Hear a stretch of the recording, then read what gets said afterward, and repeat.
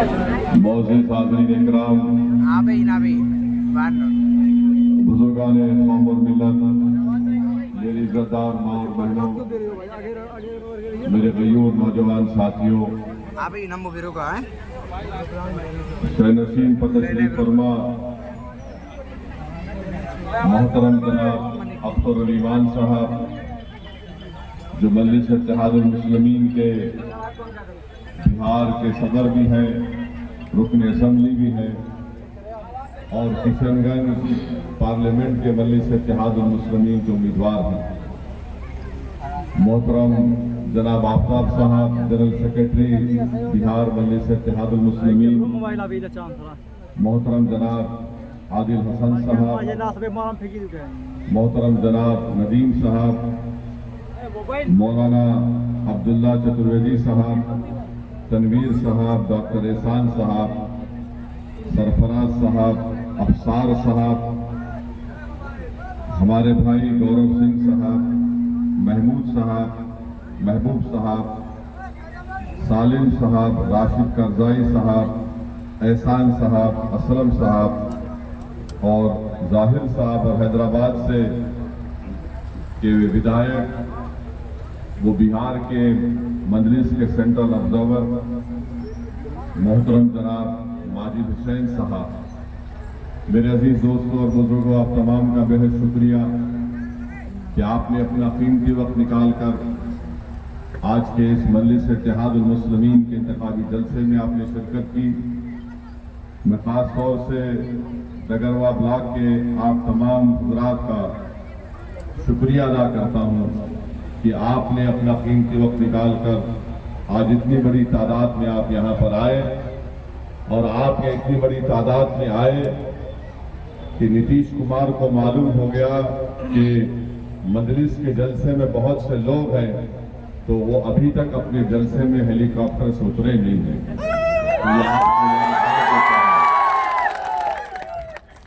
Time Nitish बदलते जा रहे हैं। नीतीश ने कहा, उनके लोगों ने कहा कि नहीं 10 बजे का 11 बजे का, अब कह रहे हैं 2 बजे आएंगे।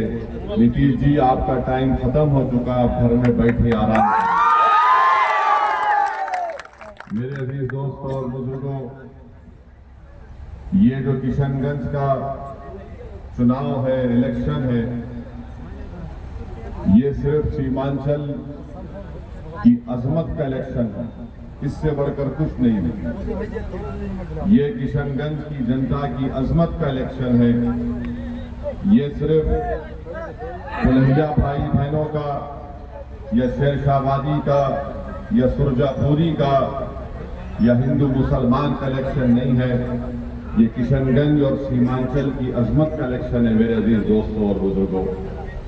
इसीलिए हम आपसे अपील करने आए हैं कि जिस शख्स ने, जिसको मजलिस इत्तेहादुल मुस्लिमीन ने अपना उम्मीदवार बनाकर पेश किया है, जिसने अपना तन मन धन सब कुछ सीमांचल के लिए और गरीब मजलूम के इंसाफ के लिए कुर्बान कर दिया, हम आपसे ये अपील करने आए हैं कि आप उस शख्स के हक में अपना वोट देकर आप सीमांचल की अजमत को बहाल करिए। और सीमांचल की अजमत को बहाल करने का मकसद ये है कि हम जनाब तस्लीम साहब को खिराज अकीदत पेश करेंगे, जिसको लोग आज भी और कल भी सुबह क़यामत तक सीमांचल के गांधी के नाम से जानते थे और जानते रहेंगे इंशाअल्लाह ताला। तो मेरी आप तमाम से गुजारिश है कि आप लोग 26 तारीख के दिन सुबह के अवली वक्त में अपने घर से निकलकर पोलिंग बूथ को जाइए और अपना एक वोट का इस्तेमाल पतंग छाप के निशान पर करके सीमांचल और किशनगंज की अजमत को बहाल करिए। मेरी नजर में तस्लीमुद्दीन साहब मरे नहीं, वो जिंदा है।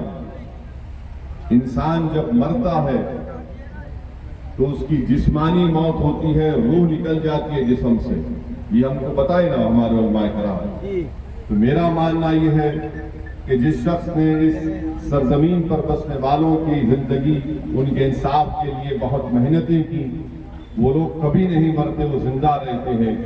और मेरा मानना यह है कि तस्लीमुद्दीन साहब की उस मेहनत और कुर्बानियों को अगर कोई आगे लेकर जा सकता है तो उसका नाम अख्तरुल ईमान है।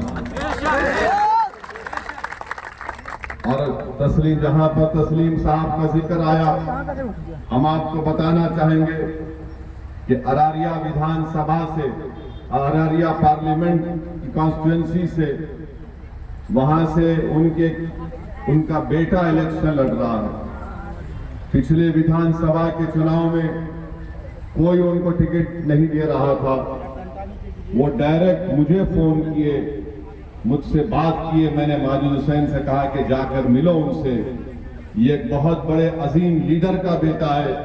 अगर वो बेबसी के आलम में हमको फोन करके कह रहा है कि कोई टिकट नहीं दे रहा है, मैंने माजिद हुसैन से कहा था कि माजिद, तुम जाकर सब उनसे कहना कि आप कहां से लड़ना चाह रहे हैं, आप तस्लीम साहब के बेटे हैं।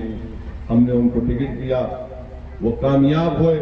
ये और बात है कि वो हमको छोड़कर किसी और जगह पर चले गए, मगर तस्लीम साहब हमारे लिए बहुत अजीज हैं और रहेंगे। उन्हीं के घर से बहुत से लोग मुझसे कांटेक्ट किए और कहे कि आप अरारिया पार्लियामेंट से इस कैंडिडेट को खड़ा कर दीजिए, उस कैंडिडेट को खड़ा कर दीजिए। हमने कहा हमारा ज़र्फ ये है कि जो हमको छोड़कर चला गया, हमने उनके बुरे वक्त में उनका साथ दिया था, उनका नहीं दिया था। हमने तस्लीम साहब की कुर्बानियों को देखकर उनका साथ दिया था। अब भी हम आपको बता रहे हैं कि हमने अरारिया से अपना कैंडिडेट नहीं खड़ा किया। क्यों नहीं खड़ा किया? सिर्फ तस्लीम साहब की मोहब्बत में हमने अपना कैंडिडेट नहीं खड़ा किया। मैं जानता हूं, जब मैं जोगी को गया था, हमारे उस कैंडिडेट की इंतखाबी मुहिम के लिए हम हेलीकॉप्टर से उतरे थे।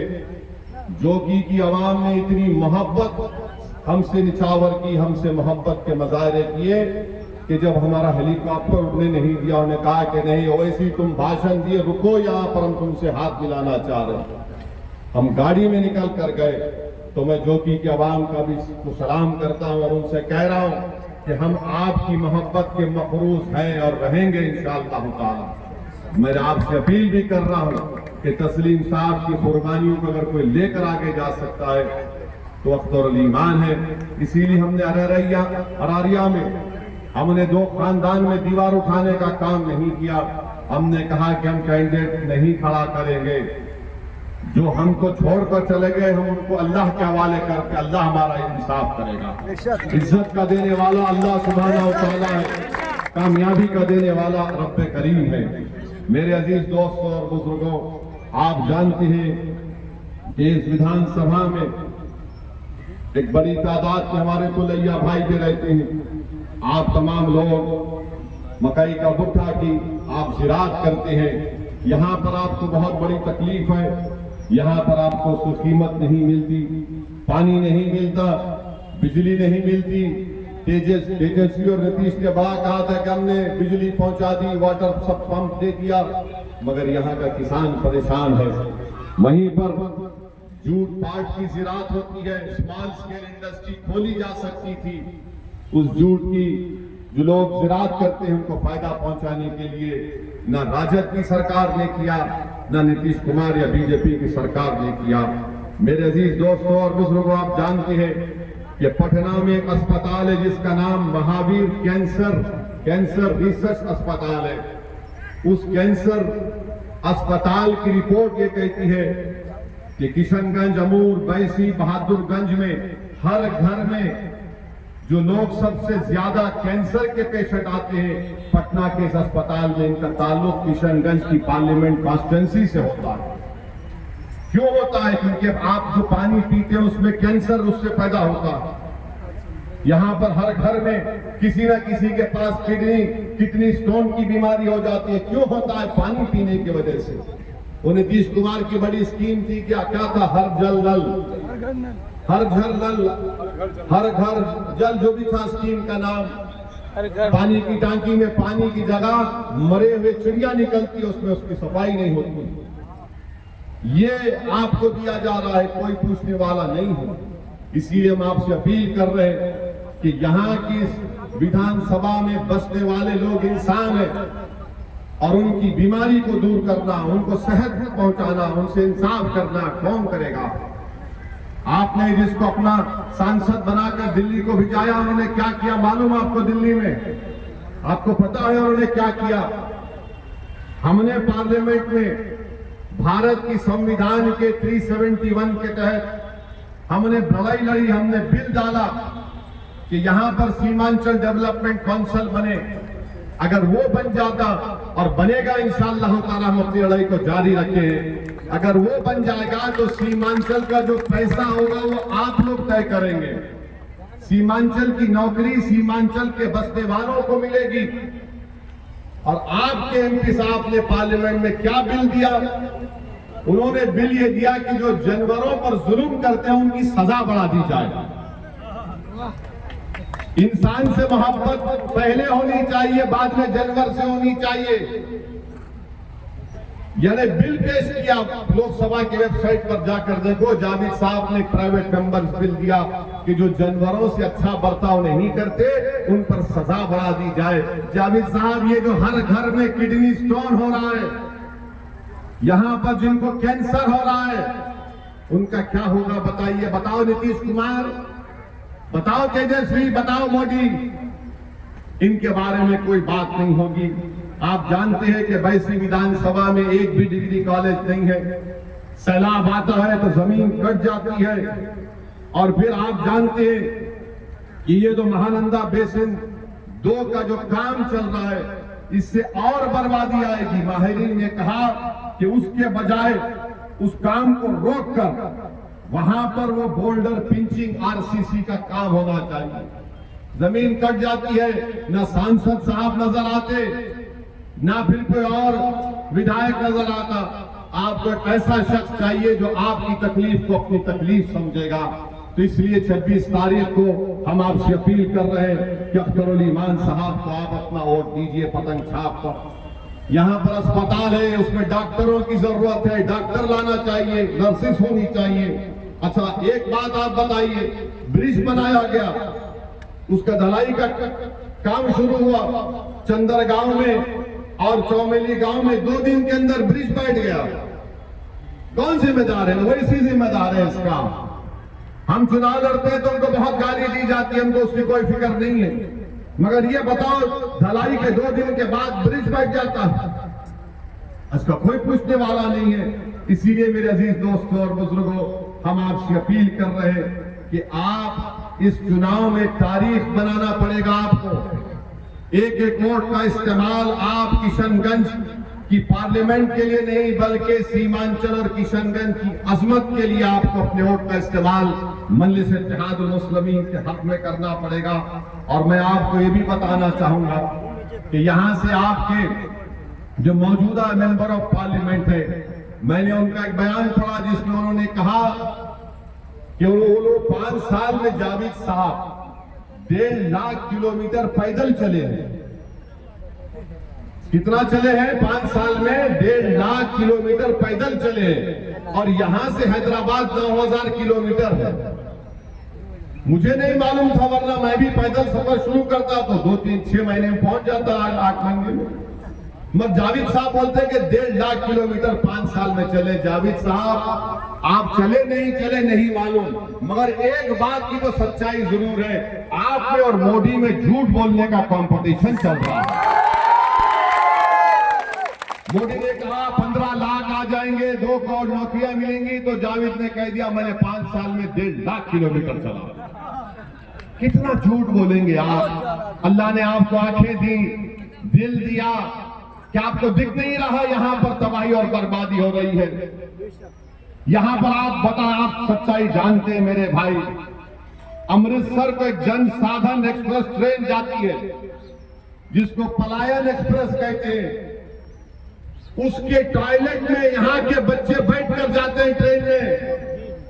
उसके शौचालय में, ट्रेन के अंदर नहीं, ट्रेन के शौचालय में बैठकर जाते हैं। और आप बात कर रहे हैं 1.5 लाख किलोमीटर आप चल रहे हैं। अरे हम तो हैदराबाद से आकर ये सब देखकर बोल रहे हैं, तुम तो यही के हो, तुमको नजर नहीं आता है?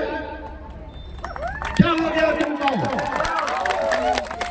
मेरे अजीज दोस्तों और बुजुर्गों, इसीलिए हम फिर से कह रहे हैं 26 तारीख को आपको अपना एक वोट अख्तरुल ईमान साहब के हक में इस्तेमाल करना पड़ेगा। और संविधानिक दर्जा जब तक सीमांचल को नहीं मिलेगा, सीमांचल डेवलपमेंट काउंसिल नहीं बनेगा, नाइंसाफी खत्म नहीं होगी। अब जहां तक जावेद साहब 1.5 लाख किलोमीटर चलने का दावा कर रहे हैं, मैं और अख्तरुल ईमान एक दावा करते हैं आपके सामने, वो सच्चाई पर वो बननी है। कौन सा हर घर, कौन सा जगह था वो, हम जो नदी में चले थे,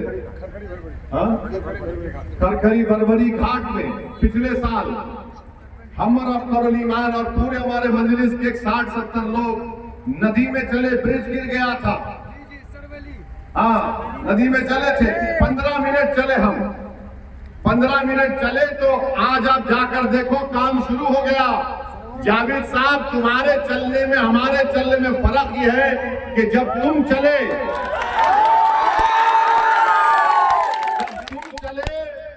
तो ना नीतीश पे सर हुआ, ना तेजस्वी पे हुआ, ना मोदी पे हुआ।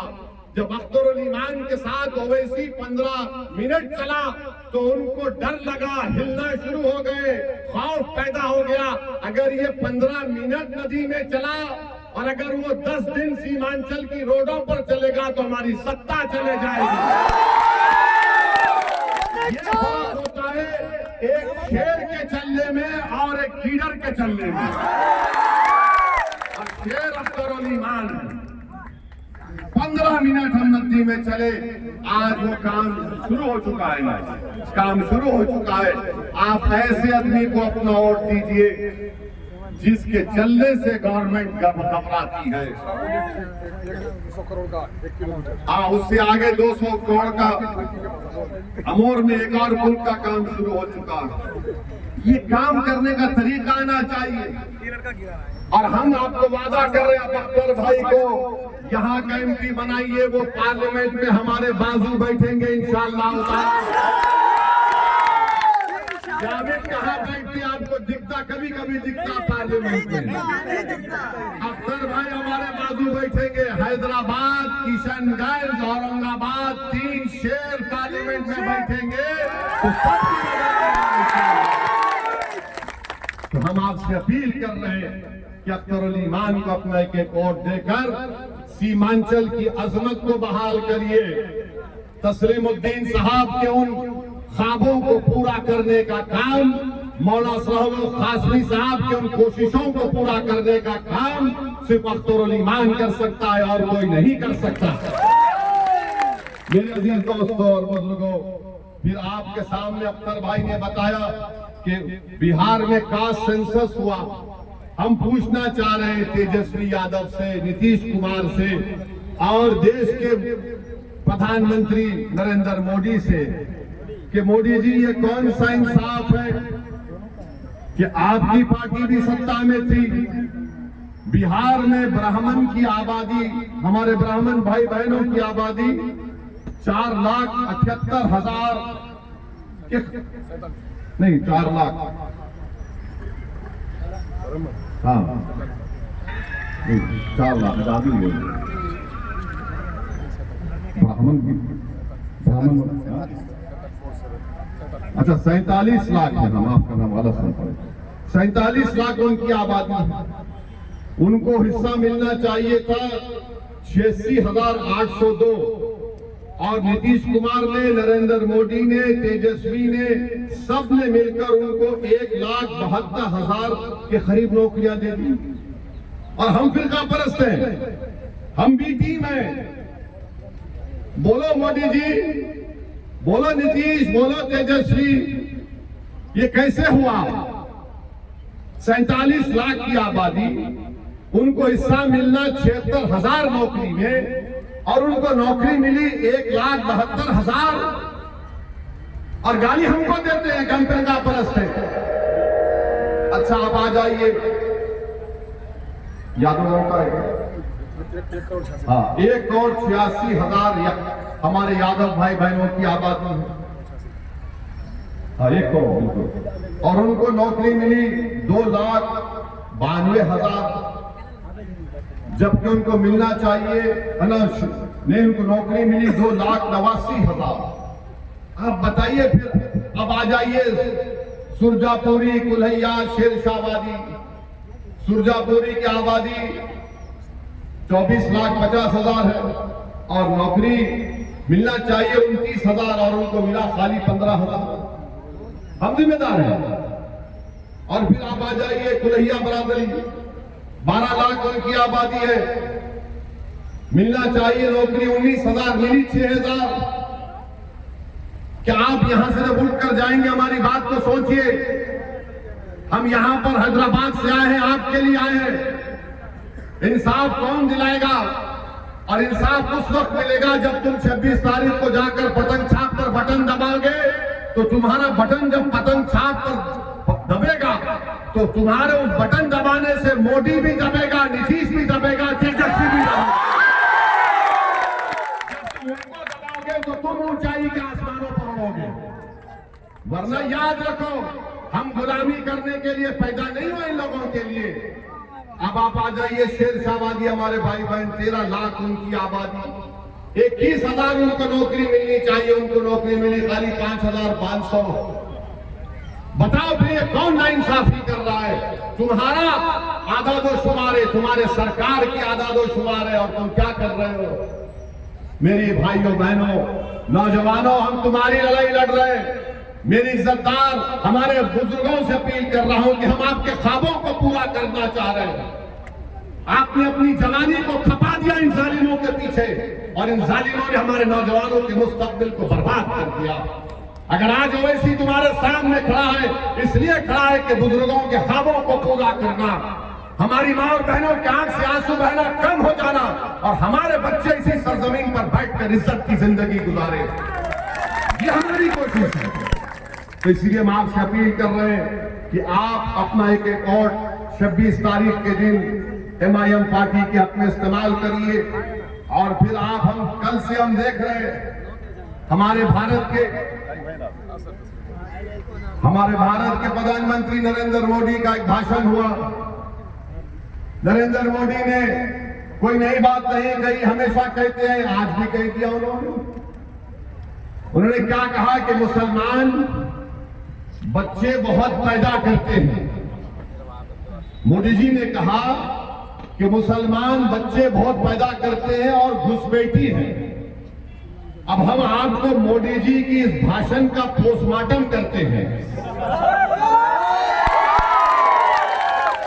उनके भाषण का, उन्होंने जो भाषण दिया उस बारे में आपको जो झूठ उन्होंने बोला उसकी सच्चाई को आपके सामने रखकर, ताकि मोदी जी को भी मालूम हो जाए कि मोदी जी आप लंबी लंबी फेंकते हैं जावीद की तरह, मगर हम आपको सच्चाई बता देते हैं। और सच्चाई ये है मेरे भाई कि भारत में मुस्लिम हमारी मां और बहनों का जो फर्टिलिटी रेट है वो 2.36 है, कम हुआ है। माने जो बच्चे पैदा कर रहे हैं मुसलमान, वो कम हुआ है। हमारे हिंदू भाई बहन का उससे कम है जरूर, मगर हमारा कम हुआ है। मगर मोदी जी क्या बोलते? बच्चे बहुत पैदा कर रहे हैं। अच्छा मोदी जी, आपके कितने भाई हैं? 6। अमित शाह की कितनी बहनें हैं? 6। रविशंकर प्रसाद के कितने भाई बहन? 7। मगर इन सबको नजर आता मुसलमान बच्चे बहुत पैदा कर रहे हैं। ये एक गवर्नमेंट का डेटा बता रहे हैं, फर्टिलिटी रेट 2.36। अब आप इस पे आ जाइए। दूसरा उन्होंने कहा कि यहां पर घुसपैठी है। 15 जुलाई 2014 को गवर्नमेंट ने पार्लियामेंट में इस तरह का कोई जवाब नहीं दिया, कोई एस्टिमेट नहीं है। कहा 25 नवंबर 2014 को गवर्नमेंट ने कहा कि कोई डेटा नहीं है, नंबर नहीं है। 6 दिसंबर 2016 को गवर्नमेंट ने कहा कोई कंफर्म डेटा नहीं है बांग्लादेश से जो लोग आ रहे हैं। 22 दिसंबर 2015 को लोकसभा में गवर्नमेंट ने कहा हमारे पास कुछ रिकॉर्ड नहीं है। 21 मार्च 2017 को मोदी सरकार ने कहा कि डेटा अवेलेबल नहीं है। 11 अप्रैल 2017 को गवर्नमेंट ने कहा कि डेटा नहीं है कि बांग्लादेश से कितने आ रहे। 1 अगस्त 2017 को गवर्नमेंट ने वही जवाब दिया, 20 मार्च 2018 को वही जवाब दिया, 2 जुलाई 2019 को वही जवाब दिया, 3 मार्च 2020 को मोदी सरकार ने वही जवाब दिया कि हमारे पास डेटा नहीं है, नंबर नहीं है। तो मोदी जी आप किस बुनियाद पर घुसपैठी कही थी हमको बताओ। अब मोदी जी का जवाब सुनो आप, अब हम उनको जवाब दे रहे हैं। अगर हमारे दक्षिण भारत के जो प्रदेश हैं, दक्षिण भारत के जो प्रदेश हैं, वहां पर बच्चे भी कम पैदा हो रहे हैं और सबसे ज्यादा भारत सरकार को पैसा पूरे भारत से मिलता है, तो मुंबई से और दक्षिण भारत से मिलता है। मोदी जी आप देश को तोड़ने का काम कर रहे हैं, आप देश को कमजोर करने का काम कर रहे हैं।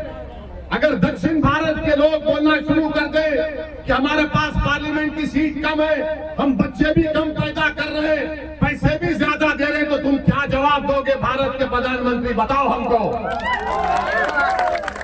बताओ क्या जवाब दोगे आप? मेरे अजीज दोस्तों और बुजुर्गों, ये नरेंद्र मोदी भारत को कमजोर करने का काम कर रहे हैं।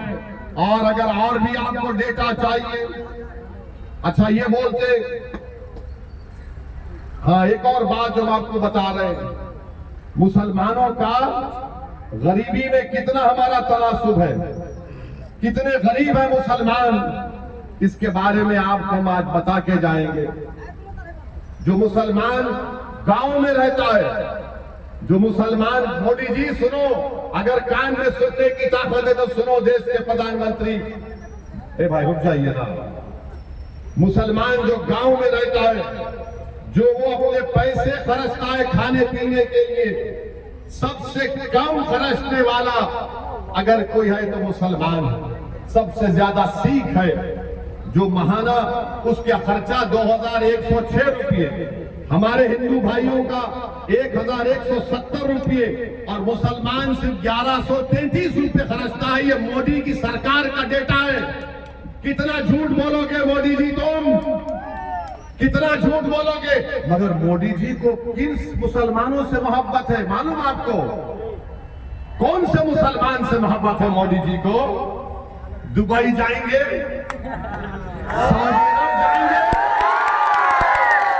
दुबई और सऊदी अरब जाएंगे तो उसको बोलेंगे या हबीबी, या हबीबी।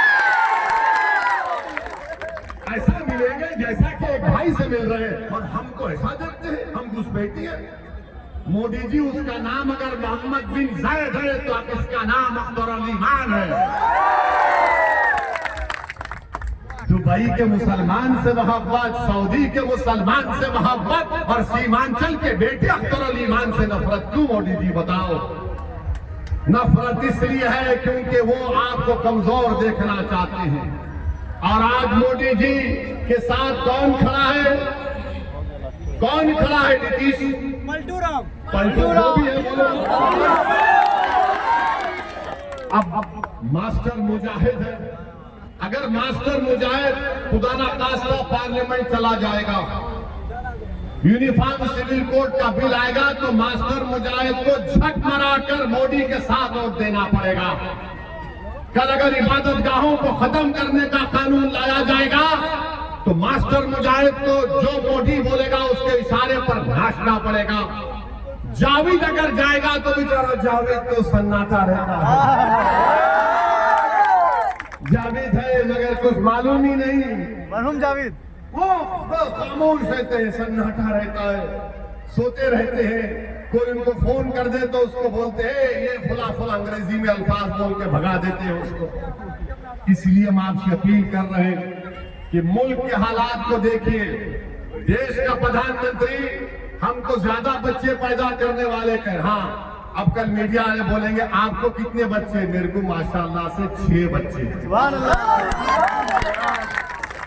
हम बोलेंगे ओ इसे, मगर मोदी को भी 6 भाई है, अमित शाह को भी 6 बहनें हैं, और फिर रविशंकर प्रसाद साहब जो पटना का इलेक्शन लड़ रहे हैं उनको शायद 7 है, वो सबसे छोटे हैं।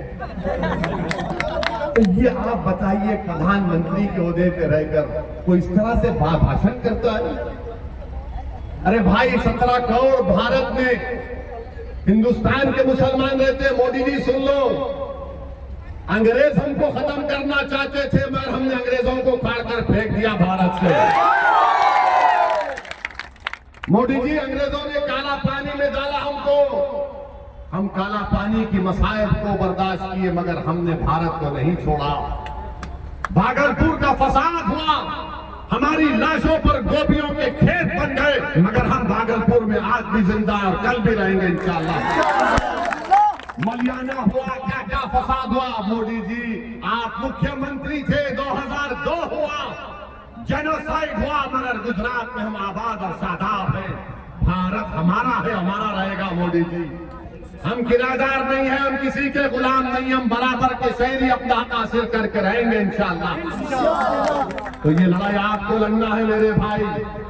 हम आपसे अपील कर रहे हैं कि 26 तारीख के दिन आप सीमांचल के बेटे और सीमांचल की अजमत के लिए अख्तर ईमान को देंगे नहीं देंगे बताइए हमको,